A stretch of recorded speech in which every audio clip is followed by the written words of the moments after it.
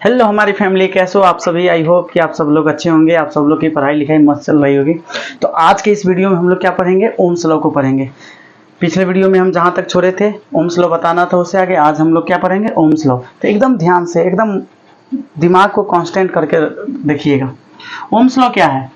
तो एक ओम नाम के वैज्ञानिक थे जिन्होंने वोल्टेज और करंट के बीच में रिलेशन दिखाने के लिए एक लॉ दिया, एक नियम दिया, जिसको हम लोग ओम्स लॉ के नाम से जानते हैं। ओम्स लॉ क्या है, at a constant temperature current flowing through a circuit is directly proportional to the potential difference applied across the end of conductor. कहने का मतलब है कि ओम ने बताया कि अगर सभी स्थितियां नियत रहे, टेम्परेचर क्या हो, कांस्टेंट हो, कि टेम्परेचर बदलना नहीं चाहिए। अगर टेम्परेचर कांस्टेंट है तो किसी भी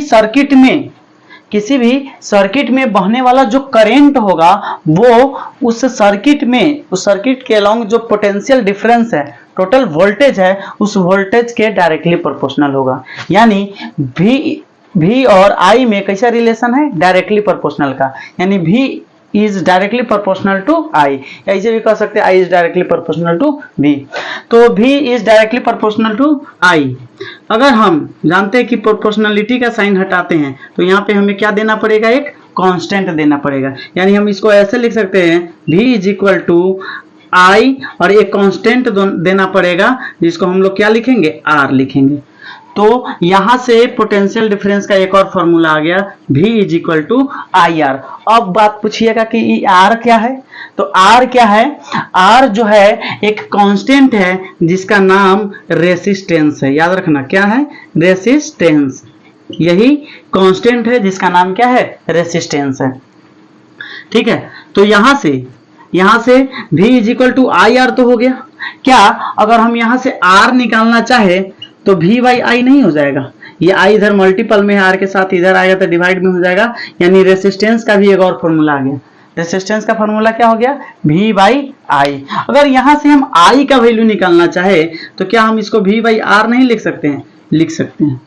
जब हम I का वैल्यू निकालना चाहेंगे तो R इधर मल्टीपल में, इसको इधर लाना पड़ेगा, तो ये किस में हो जाएगा, डिवाइड में हो जाएगा। तो ये तीनों फॉर्मूला आपको याद होने चाहिए। पहला V is equal to I R, यानी पोटेंशियल डिफरेंस बराबर करंट इंटू रेसिस्टेंस। और अगर रेसिस्टेंस निकालना हो तब V बाई आई, आई निकालना हो तब V by R. I hope कि यहां तक ये तीनों फॉर्मूला आपको याद होना ही चाहिए। ठीक है, V is equal to I R, R बराबर V बाई आई, आई बराबर V बाई आर। ठीक है, जहां R क्या है, रेसिस्टेंस है, I क्या है, where I is equal to electric current. क्या है, इलेक्ट्रिक करंट। I क्या है, इलेक्ट्रिक करंट। और V क्या है, V है पोटेंशियल डिफरेंस। क्या है, पोटेंशियल डिफरेंस, जिसको शॉर्टकट में PD लिख दीजिए। यही वोल्टेज है। क्या है ये, वोल्टेज। क्या है, वोल्टेज। तो वोल्टेज जो होता है करंट के डायरेक्टली प्रोपोर्शनल होता है, यही बताया था कौन ओम। ठीक है, तो V is equal to I R. R क्या है, एक कांस्टेंट है जिसको हम लोग क्या कहते हैं, रेसिस्टेंस कहते हैं। अच्छा, ये रेसिस्टेंस क्या होता है। तो रेसिस्टेंस जो है किसी भी वायर का ऐसा नेचर होता है जो अपने से होकर बहने वाले करंट को क्या करता है, रोकता है। तो आइए हम लोग रेसिस्टेंस के बारे में देखते हैं। तो अब हम लोग देख लेते हैं वेरिफिकेशन ऑफ ओम्स लॉ। ठीक है, उसके बाद देख लेंगे रेसिस्टेंस को। तो यहाँ पर देखिए क्या है, वेरिफिकेशन ऑफ ओम्स लॉ में क्या किया गया है। वो तो ओम क्या किया, पहले क्या किया कि मान लेते हैं कि ये एक सर्किट हमने तैयार किया है। ये इस सर्किट से अभी कोई भी बैटरी या कोई भी पोटेंशियल डिफरेंस का बैटरी अभी जुड़ा हुआ नहीं है। ओम क्या किया, सबसे पहले मान लेते हैं क्या किया कि 2 वोल्ट के बैटरी को इस सर्किट के साथ ज्वाइन कर दिया। तो अभी इस पूरे सर्किट का जो पोटेंशियल डिफरेंस है 2 वोल्ट है। जो पोटेंशियल डिफरेंस 2 वोल्ट था, जो पोटेंशियल डिफरेंस का वैल्यू 2 था, तब मान लेते हैं कि 2 एम्पियर करंट, मान लेते हैं 3 एम्पियर करंट वहां, कितना वहां, 3 एम्पियर करंट वहां। अब अगली बार क्या किया, मान लेते हैं इसको भी वो ज्वाइन कर दिया। अब क्या कर दिया, इसको मिटा दीजिए, इसको मिटा दीजिए, अब इस वाले को ज्वाइन कर दिया। तो अब तो इस पूरे सर्किट का पोटेंशियल डिफरेंस 4 वोल्ट हो गया। कितना वोल्ट हो गया, 4 वोल्ट। यानी पहले जो पोटेंशियल डिफरेंस 2 था, अब उसका डबल हो गया 4 वोल्ट। तो देखा आमीटर में करंट कितना मेजर हो रहा है, करंट मेजर हो रहा है 6 एम्पियर। 6 ampere, 6 ampere. अरे वो समझा कि भाई रे हम क्या किए, वोल्टेज को डबल कर दिए ना तो करंट भी डबल हो गया है। प्रैक्टिकली मेजर करके देखा। अब मान लेते हैं कि एक और पोटेंशियल डिफरेंस, एक और बैटरी को सर्किट में जोड़ दिया। क्या कर दिया, एक और बैटरी को जोड़ दिया, तो अब कितना पोटेंशियल डिफरेंस हो गया पूरे इस बैटरी सर्किट का, 2 volt 2 volt 4 volt 2 volt 6 volt. जब वो देखा भाई रे, जब हम सर्किट का पोटेंशियल डिफरेंस पहले वाले का ट्रिपल कर दिए तो अब इसमें बहने वाला करंट का वैल्यू भी पहले वाले का ट्रिपल हो जाएगा, यानी 9 एम्पियर करंट बहने लगा। जब क्या हुआ, वोल्टेज 6 वोल्ट हुआ तो करंट कितना हो गया, 9 एम्पियर। मान लेते हैं कि अब उसके बाद ये क्या किया, अगला चौथा भी बैटरी को क्या कर दिया, सर्किट से जोड़ दिया।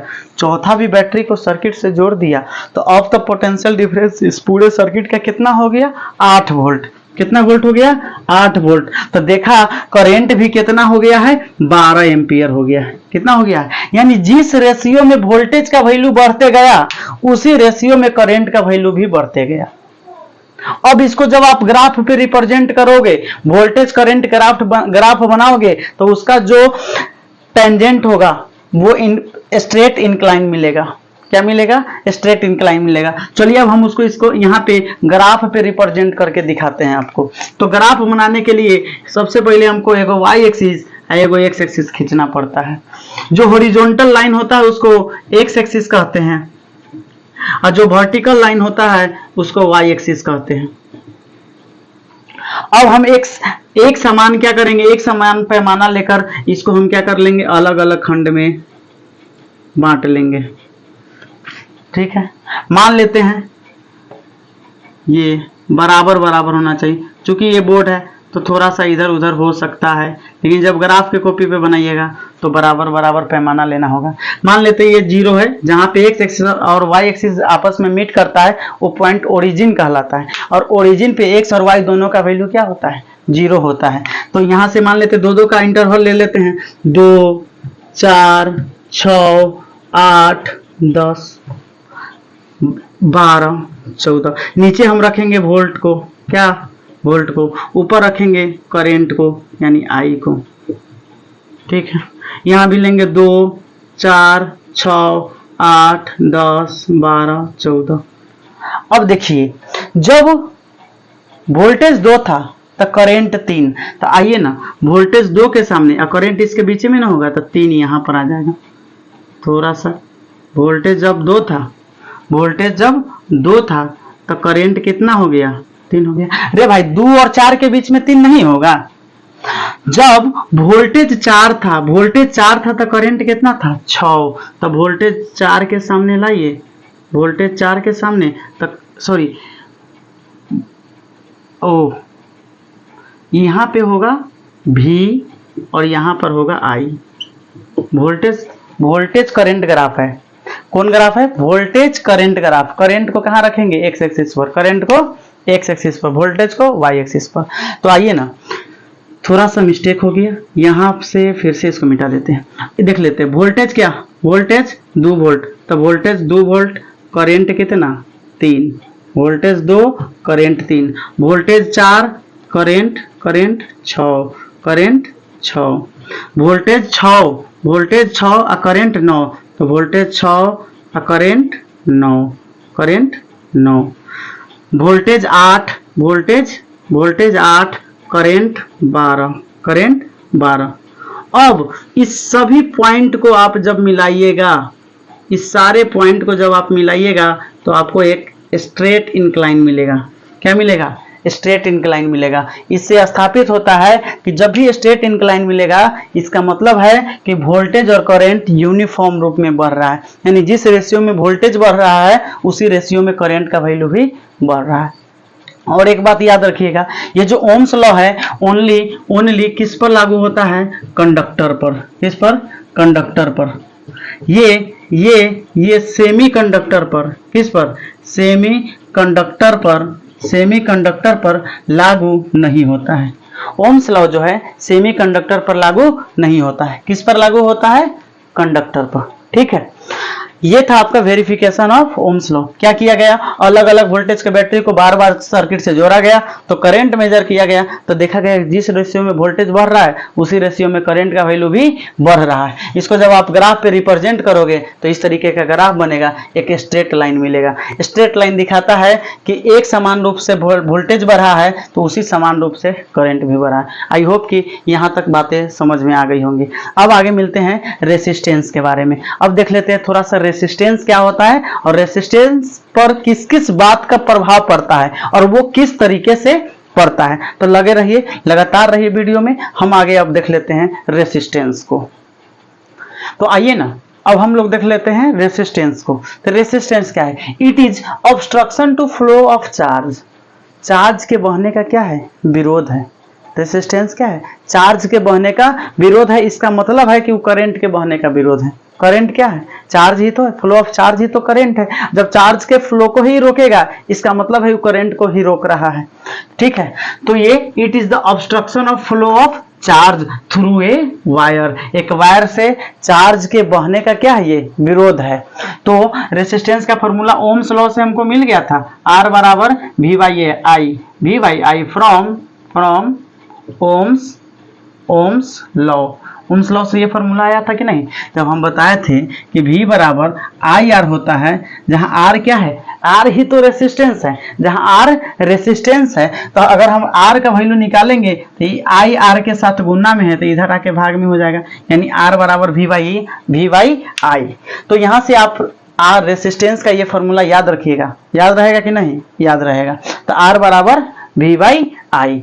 ठीक है, अब रेसिस्टेंस का जो यूनिट होता है वो ओम होता है। यही ओम चाचा के नाम पर, ओम्स लॉ जो दिए थे उन्हीं के नाम पर रेसिस्टेंस का जो यूनिट होता है क्या होता है? ओम होता है। और ये नाग जैसा ये किसका सिंबल है? ओम का सिंबल है। याद रहेगा, ये सिंबल देखते ही आप समझ जाइएगा ये किसका है? ये किसका है? रेसिस्टेंस का सिंबल है, यानी ओम का सिंबल है।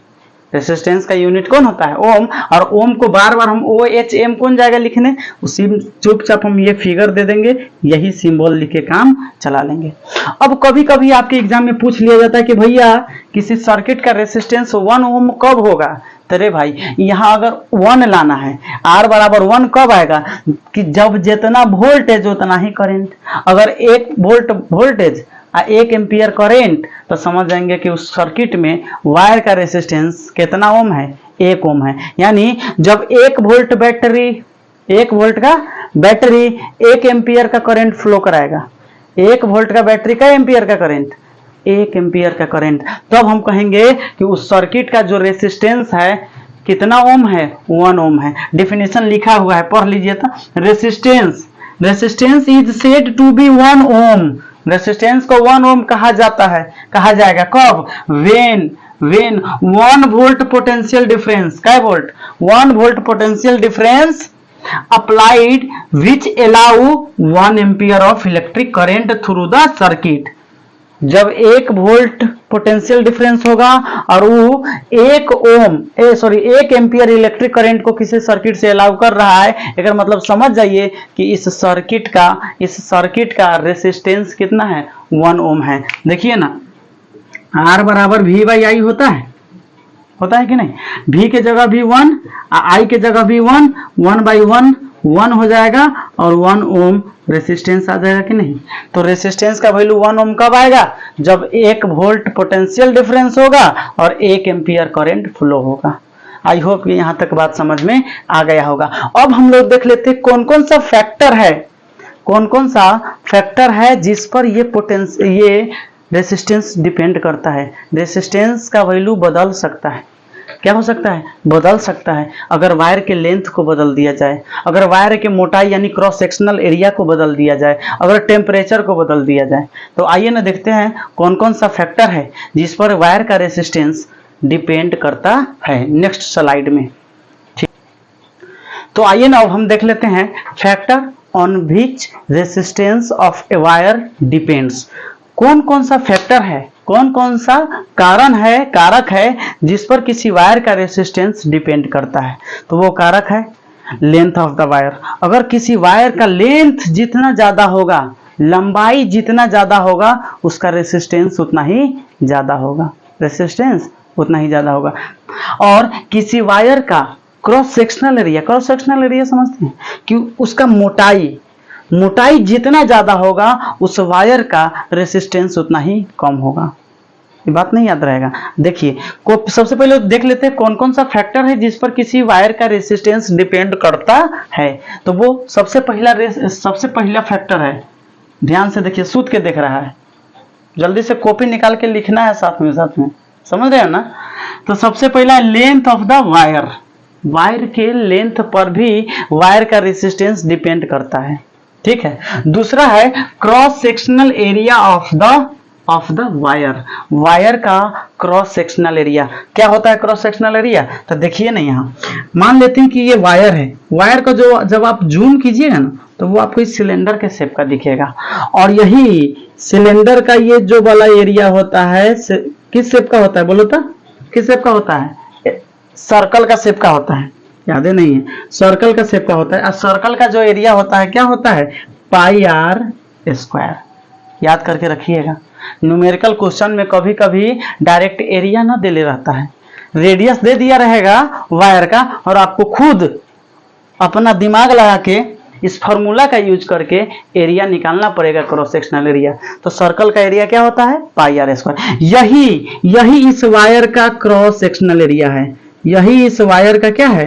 क्रॉस सेक्शनल एरिया है। तो इस बात पर भी रेसिस्टेंस डिपेंड करता है कि उस वायर का क्रॉस सेक्शनल एरिया क्या है। जितना ज्यादा क्रॉस सेक्शनल एरिया होगा उसका इफेक्ट पड़ेगा रेसिस्टेंस पर, समझ गए बात।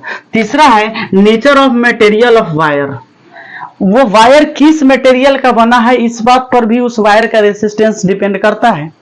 अगर वो वायर सोना चांदी का बना है तो उसका रेसिस्टेंस कम होगा, अगर वो एल्युमिनियम का, कॉपर का, लोहा का बना है तो सोना चांदी के मुकाबले उसका रेसिस्टेंस ज्यादा होगा। तो रेसिस्टेंस इस बात पर भी डिपेंड करता है कि वो वायर किस मटेरियल का बना है, बात याद रहेगा।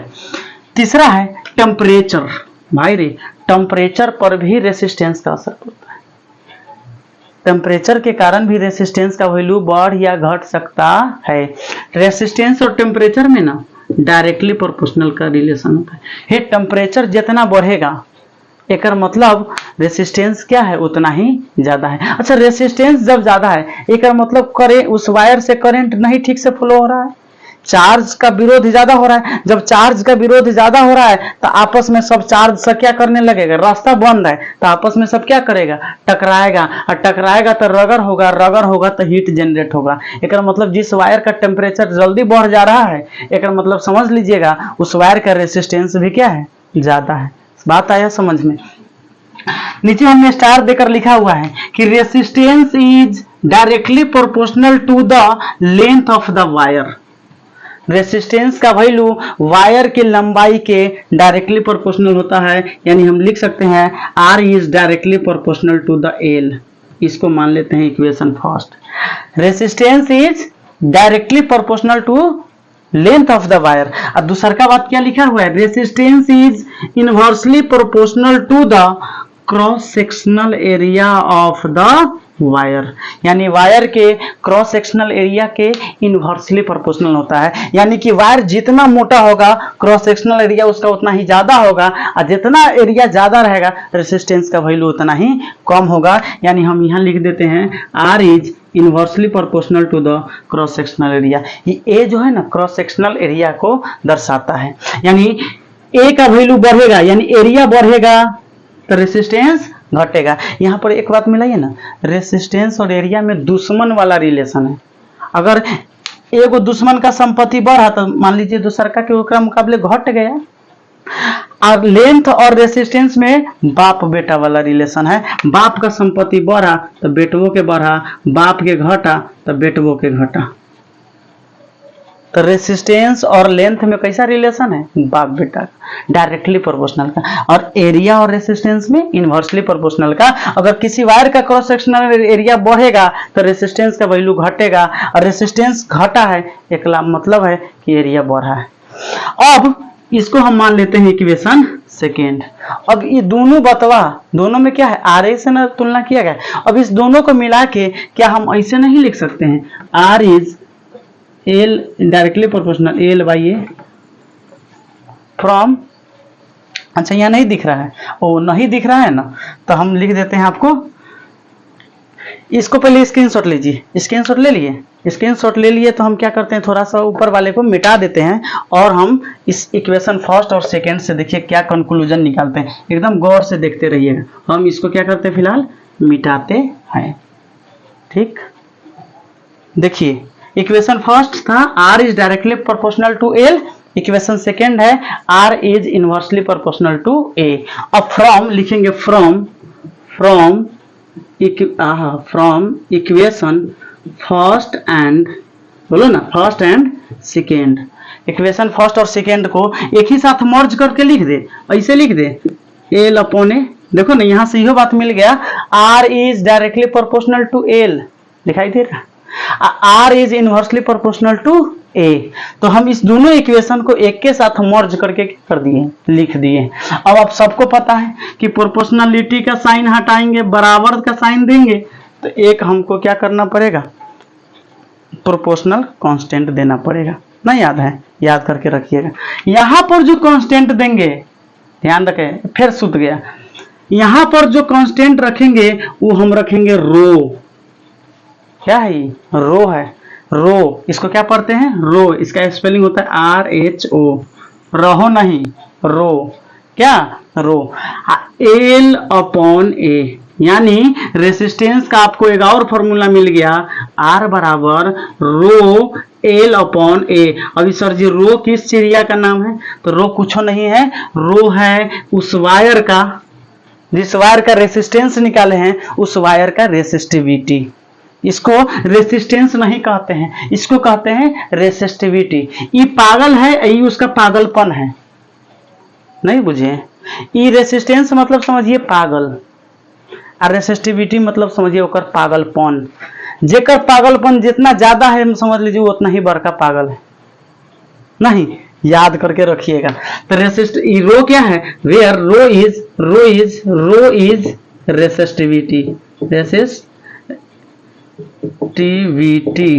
रेसिस्टिविटी, इसको हिंदी में प्रतिरोधकता कहते हैं, प्रतिरोधकता, इसको R को रेसिस्टेंस कहते हैं, रेसिस्टेंस तो पहले ही बता दिए, रेसिस्टेंस, इसको हिंदी में प्रतिरोध कहते हैं, लिखते चलना है, प्रतिरोध कहते हैं, क्या कहते हैं, प्रतिरोध। तो आपको यहां से रेसिस्टेंस का एक और फॉर्मूला मिल गया, R बराबर rho L by A, R बराबर रो एल बाई ए, एगो ओम्स लॉ से मिला था, R बराबर V बाई आई, नहीं याद रखिएगा, याद रखिएगा। तो रेसिस्टेंस का दो फॉर्मूला याद रखना पड़ेगा, R बराबर V बाई आई, किस से, ओम्स लॉ से, एगो रेसिस्टेंस बराबर, फिर यहाँ रेसिस्टिविटी लिखा हुआ है, रेसिस्टिविटी, ठीक है, यहाँ एगो R बराबर मिल गया rho L upon A, where L is the length of wire, A is the area of wire और rho is the resistivity of wire. ये रेसिस्टिविटी ऑफ वायर हर एक मटेरियल का फिक्स होता है, क्या होता है, हर एक मटेरियल का फिक्स होता है, ये किसी भी बात पर डिपेंड नहीं करता है कि लंबा दीजिएगा लेंथ को या घटा दीजिएगा, एरिया को बढ़ा दीजिएगा, इससे किसी वायर का रेसिस्टिविटी बदलता नहीं है, ये ऐसा कांस्टेंट है जो सब मटेरियल का अपना अलग अलग होता है। अब एक बात सोचिए ना, गौर से देखिए तो रेसिस्टेंस और रेसिस्टिविटी में कैसा रिलेशन है, तो एक दूसरे के डायरेक्टली प्रोपोर्शनल है, यानी जिस मटेरियल का रेसिस्टिविटी जितना ज्यादा होगा उसका रेसिस्टेंस भी उतना ही ज्यादा होगा, नहीं होगा, जिस आदमी में पागलपन ज्यादा है का मतलब उतना ही बड़का पागल है कि नहीं। तो जिस मटेरियल का रेसिस्टिविटी ज्यादा होगा समझ लीजिए उसका रेसिस्टेंस ज्यादा होगा, उससे करंट बहने में दिक्कत होगा, ठीक है। तो most of the non metal का जिससे करंट नहीं बहता है, इंसुलेटर सबका रेसिस्टिविटी ज्यादा होता है, रेसिस्टिविटी जब ज्यादा होता है तो रेसिस्टेंस का वैल्यू ज्यादा होता है और उसमें करंट नहीं बहता है। और जो बेस्ट कंडक्टर होता है सबका रेसिस्टिविटी देखिएगा माइनस में रहता है, माइनस में रहेगा, एक मतलब बहुत कम है, तो इसका मतलब रेसिस्टेंस भी कम है, जब रेसिस्टेंस कम है तो करंट उसमें से तेजी से बहेगा। तो रेसिस्टेंस का दो फॉर्मूला आई होप कि आपको समझ में आ जाएगा, ठीक है। तो इस वीडियो को यहीं तक रखते हैं, यहाँ तक अगर बात आपको समझ में आया है, वीडियो अच्छा लगा है तो चैनल को सब्सक्राइब करके वीडियो को लाइक भी कर दीजिए। और अपने दोस्तों के साथ शेयर भी कर दीजिए। मिलेंगे इसी तरह के और बहुत सारा नए वीडियो में, तब तक के लिए बाय बाय, जय हिंद।